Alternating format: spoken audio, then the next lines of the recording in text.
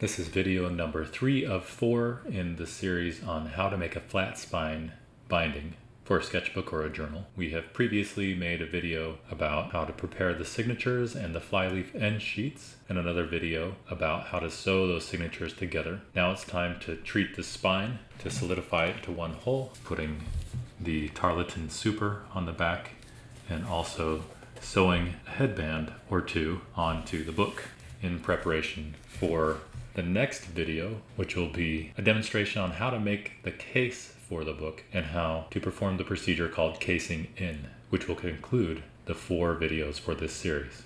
Let's get started. The first step involves placing the text block spine side up in a finishing press. Open the press and gently slip the text block into the press. The objective here is to let about 1/4 inch of the spine all around rest just above the shoulders of the press, before tightening the press down tight.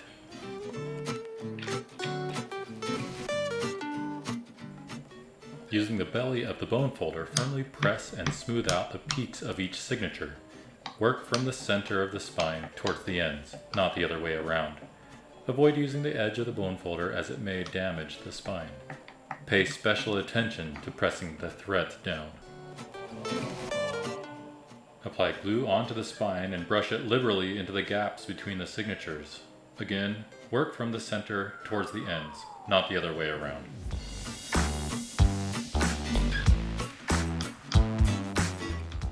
The glue acts not just as a unifying adhesive, but also as a lubricant, making it possible to press harder with the bone folder to flatten the spine further. Note: not all book artists use PVA glue to treat a spine, since it is difficult to remove should the book need conservation or restoration work in the future. Wheat paste and other organic adhesives are a good alternative as they are easily reversed, but they also seem to attract bugs.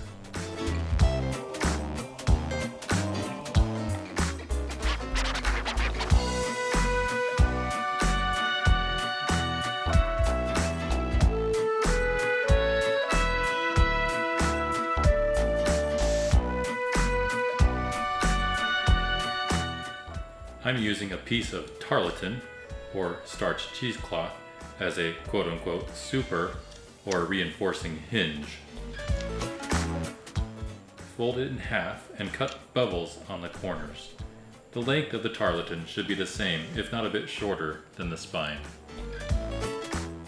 Lay the tarlatan into a fresh layer of glue on the spine and gently press it down with the bone folder. Apply more glue over the tarlatan, thus embedding it in a layer of glue on the spine.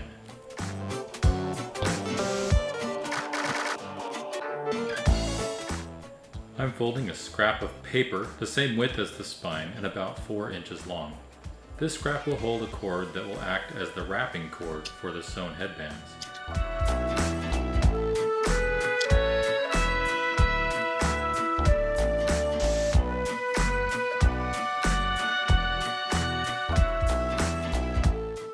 Using a fingernail, crease the paper under the cord. Adhere the paper and cord at each end of the spine.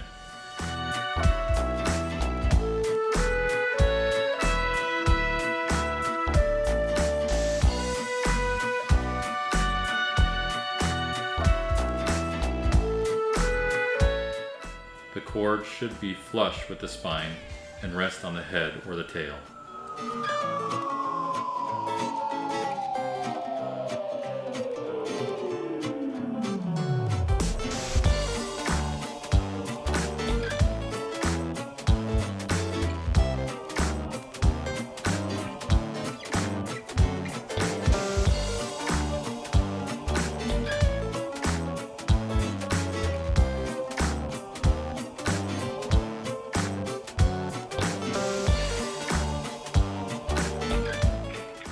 After the glue has had a chance to cure on the spine, remove the book from the finishing press.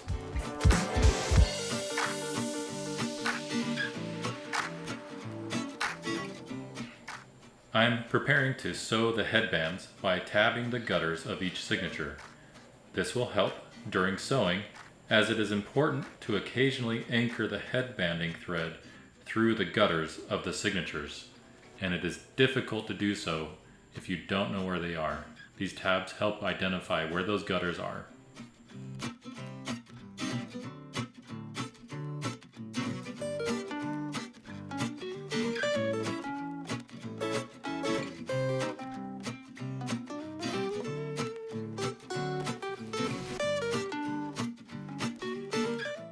Insert the lower foredge corner into the finishing press such that the book sits at an angle, presenting the head, or the tail as the case may be, at a convenient position for the detailed work of headbanding. Be sure to keep the spine free from the clamping pressure of the press.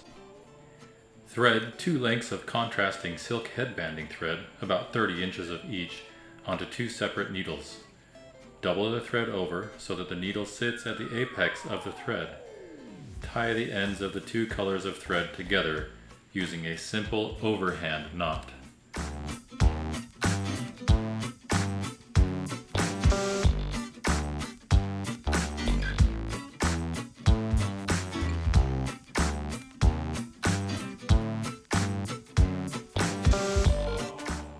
Insert needle A about 5/8 of an inch down from the head in the first gutter, and pull it through until the knot sits in the gutter.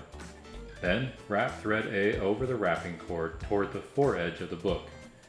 Take thread B over thread A in the direction of sewing, left to right, and feed needle B just under the cord through to the back of the book, creating a bead with thread B. Wrap thread B over the cord, laying it right next to thread A. Wrap and repeat the process by taking the thread A over thread B, making a bead, and then inserting A under the cord and pulling thread A through to the back. Continue alternating between A and B, occasionally anchoring the thread through the gutter of the signature about every other one, rather than under the cord.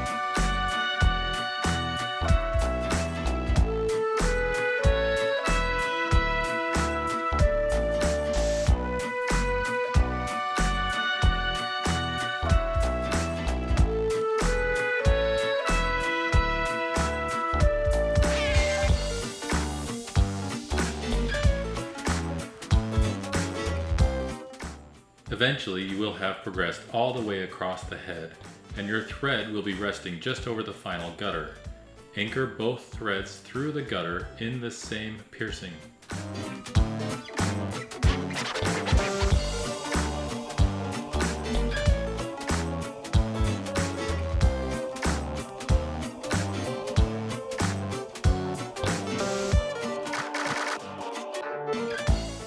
Slide the needles under the anchor threads on the spine, each needle coming in from an opposite direction, and tie them together with a square knot.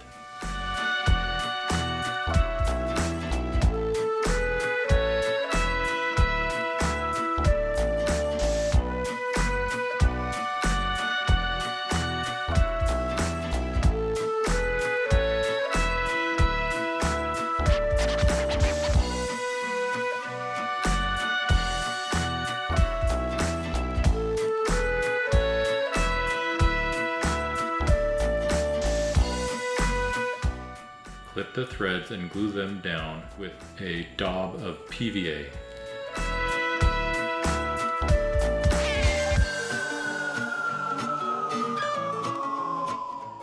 Remove the book from the press, flip it end for end, and re-secure it in the press. Repeat the headbanding process for the tail.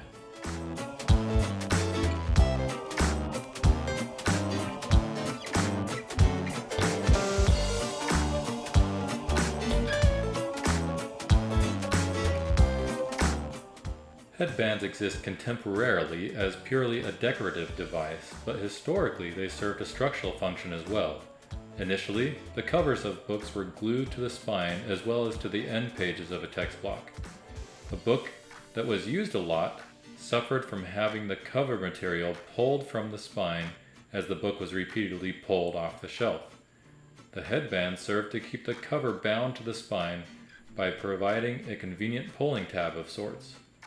As books evolved to have so-called hollow backs where the spine of the cover did not adhere to the spine of the text block, sewn headbands no longer served a structural purpose, but bookbinders were loath to part with the aesthetic appeal. Rather than continue to labor on sewing headbands, the industry served up a cost and labor-effective alternative with so-called rolled headbands, which, simply stated, are decorative pieces of fabric made to look like the alternating patterns of sewn headbands, but simply glued to the spine on the head and the tail. While sewn headbands are a lot of work, I think they're worth the effort and add a nice accent to the handmade book.